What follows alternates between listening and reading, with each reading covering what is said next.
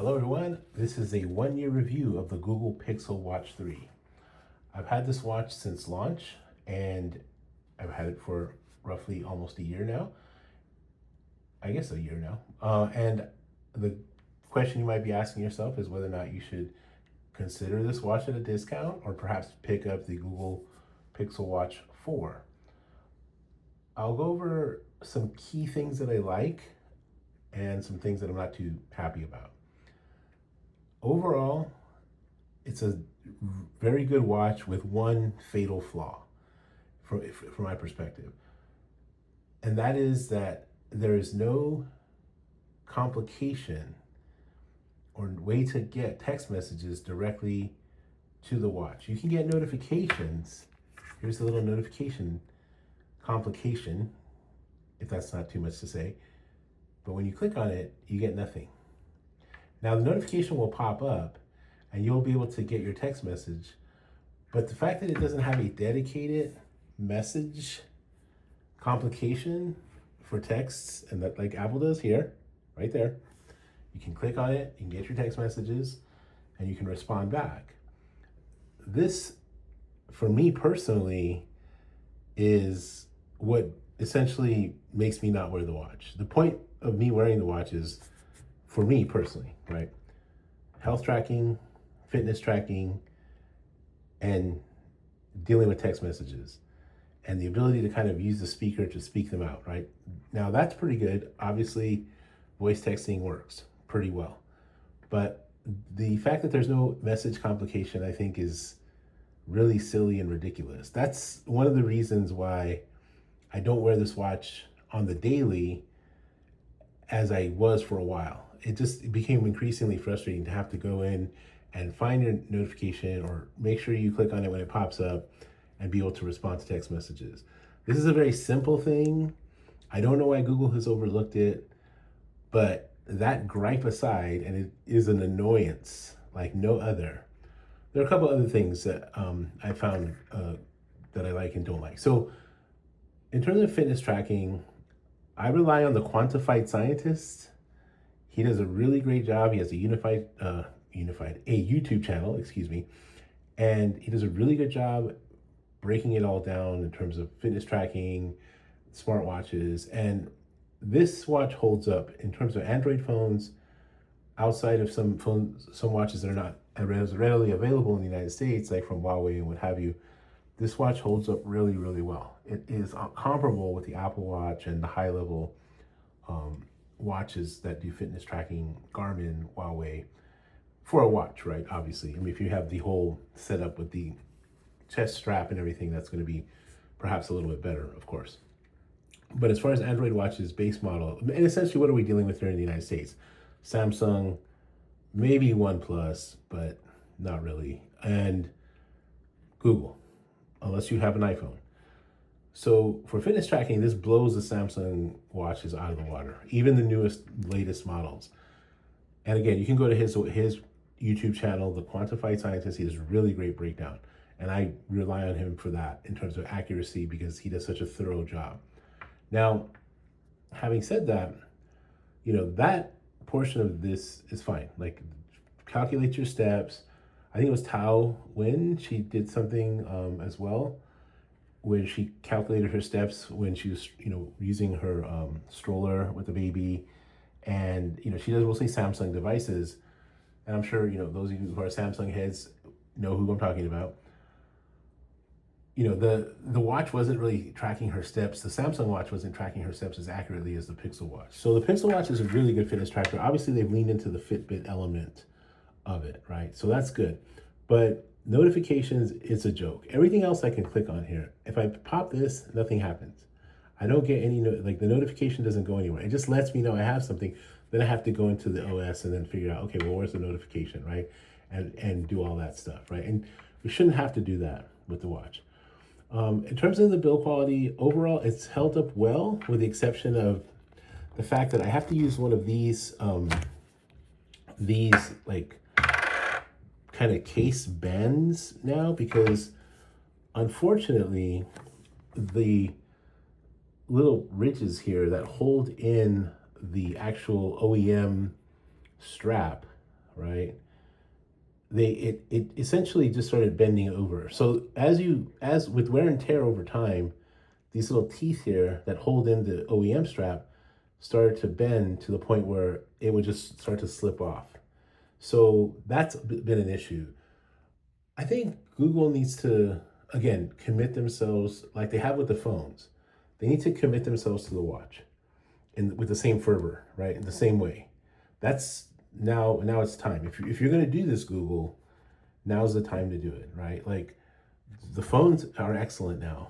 They're on par with, the iPhone offerings, with Samsung's offerings, but the watch is still lagging behind. This is equivalent to like a Samsung Watch 7. Now, fitness tracking is great. The Fitbit element of it is outstanding. It's still not quite as good, at least according to, who I rely on, the quantified scientists, as the Apple Watches, right? But it's on par with it.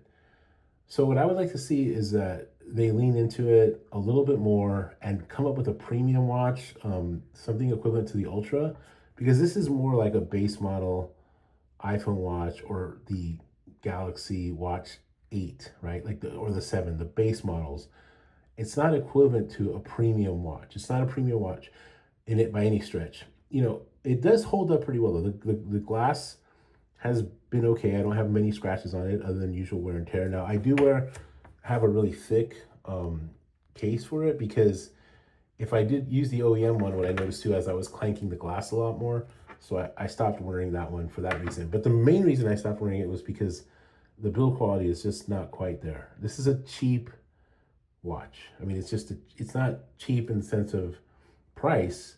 You can get it on sale for a pretty good quality, but this is like the base model. I would not pay more than $150 for this watch. So if you can find it on sale for that or less, then that's about what it's worth in terms of build quality.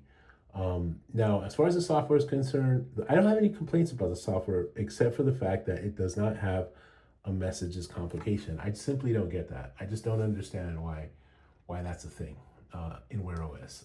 It's ridiculous. I won't harp on it any longer, but it's ridiculous. Battery life has been good. It hasn't degraded much over time. It'll last about a day. If I use it for sleep tracking and I use it all day for fitness tracking, then I would say you probably want to charge it like either right before you go to sleep or right when you wake up in the morning if you're going to use it for sleep tracking. But sleep tracking seems pretty solid. It seems pretty accurate. Performance is fine, and it doesn't lag in any way, shape, or form. It's really solid overall. I haven't had any issues with it in that way. Like it moves. It gets really bright. Even with adaptive brightness or having it on mid-level brightness, I could see it in the sun just fine. And I'm in Los Angeles, so the sun is always shining here for the most part. The fitness tracking has been good. Counting steps and what have you has been solid. But for me personally, I haven't had any of the issues. Like I know on Reddit, some people, I think it was on Reddit, I saw some people have said that their watches had some burn-in. I haven't had anything like that. I don't see any burn-in. Is it as expansive in terms of the app ecosystem as Apple? No, it's not. There's a lot. The Apple Watch is just so far ahead in terms of software and software support than I think any other of the other watches that are out there. Android watches are still lagging behind. If Samsung could get their fitness tracking together and sleep tracking together, then maybe, but I just don't feel that they're as invested in it in that way. This obviously, because of the Fitbit purchase, has that down. Google, the Pixel Watch just doesn't, the basics, right? Like where's my text message, right? So, there's that. I don't recommend upgrading to the 4. If you watch the Quantified Scientists review of the 4, the fitness tracking has actually gotten a little bit less accurate, at least for cycling and some of the basic things that he was doing. But maybe that can be fixed with software. I'm pretty confident Google will do that. And by the way, software updates have been fine, no problems there. But, I don't think the Android watch game is really on point. And I think that either Google or Samsung, either Samsung needs to get their fitness tracking together, or Google needs to get, their software and their build quality together. If I could marry this with the Samsung, the Ultra Watch, and be able to like get a messages complication, and if it was at least 90 to 95% accuracy with respect to consistency vis-a-vis the Apple Watch, then I'd consider it. But for now, because I carry two phones, I can have both watches. I mean, the Apple Watch just blows this out of the water. It is the best Android watch, though, from my perspective.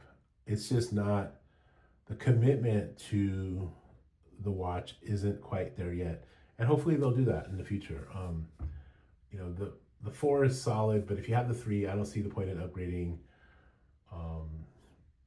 There hasn't been a review that I've seen that's really lauded the 4. And there, again, it's just the basic stuff. Messages. I mean, it's just got to happen.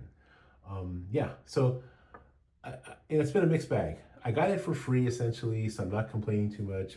It was when the Pixel 9 Pro XL came out, or 9, you can pick whichever you wanted, and they were essentially throwing in the watch for free with the Best Buy trade-in. I mean, it was a ridiculous offer. The offers aren't quite as good this year. You can still trade this in through the Google website and get some credit for it. But yeah, unless you're a diehard Pixel, fan, and you need a watch. If you need an Android watch, then get it. I mean, that's, if you need an Android watch for fitness tracking, if you need an Android watch just to have a smartwatch, go ahead and take one of the Samsung watches. I would say go with the Ultra or go with the Classic, or whichever you prefer. But, this is basically if you're a Pixel person and or if you are more concerned about fitness tracking and sleep tracking and the Fitbit aspect of it. If you're just going for messages or you just want looks or whatever, then go ahead and pick up a Samsung watch. That's kind of where I'm at with it. Okay, I've kind of labored on with this a little bit, so I'm going to go ahead and shut up now. But do I recommend it? Yes, at a cheap price. I know over Prime Day, Amazon was blowing them out for like $185. Yeah, okay, I can, brand new, that's fine. $150 used, lightly used, that's fine. Anything more than that is simply not worth it. I would not pay $400 for a new Pixel watch. I would not pay $350 for a new Pixel watch. I would only pay that if you had like an older watch you can trade in and get some credit off of it. Okay? Hopefully they come up with a premium Apple Watch Ultra, Galaxy Watch Ultra type watch in the future. That's what I would really look out for. And just give me a messages complication, and then we can have this conversation again. All right, hope you're well. Hope your family's well. Take care. Bye.